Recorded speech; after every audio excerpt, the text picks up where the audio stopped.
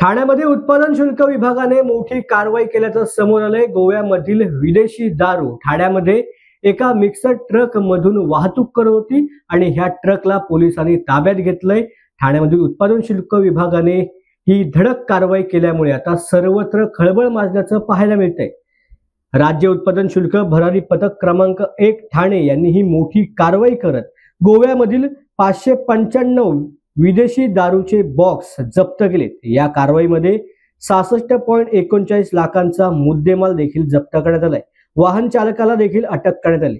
माहितीच्या आधारे 25 फेब्रुवारी रोजी सीबीडी बेलापूर परिसरामध्ये हा सापळा रचण्यात आला होता। रात्री 1:15 वाजण्याच्या सुमारास संशयित MH48 AG 6526 क्रमांकाचा आयशर कंपनीचा 10 चाकी सिमेंट मिक्सर वाहनाची तपासणी केली असता त्या गाडीमध्ये गोव्यातील बनावटीचे मद्य आढळले।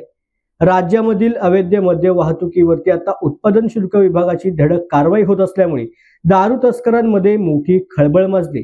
मुळात या वाहतुकीमधून 66,29,000चे 595 खोके जप्त करण्यात आता ठाण्यामधील उत्पादन शुल्क विभागाला मोठं यश आल्याचं पाहायला मिळतंय।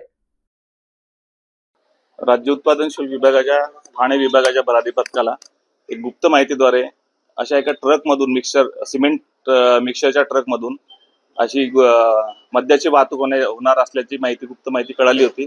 त्या अनुषंगाने भरारी पथकाचे अधिकारी यांनी मागील 1-2 दिवसापासूनच या गाडीवरती पाळत ठेवली, माहिती घेतली आणि त्या अनुषंगाने नवी मुंबई भागामध्ये DY पाटील स्टेडियमच्या परिसरामध्ये याची तपासणी केली असता या गाडीमध्ये 600 बॉक्सेस हे गोवा राज्यात निर्मित झालेले मिळून आले। यामध्ये एक आरोपी आणि गाडी आणि 600 बॉक्सेस असे जप्त केलेले आहेत।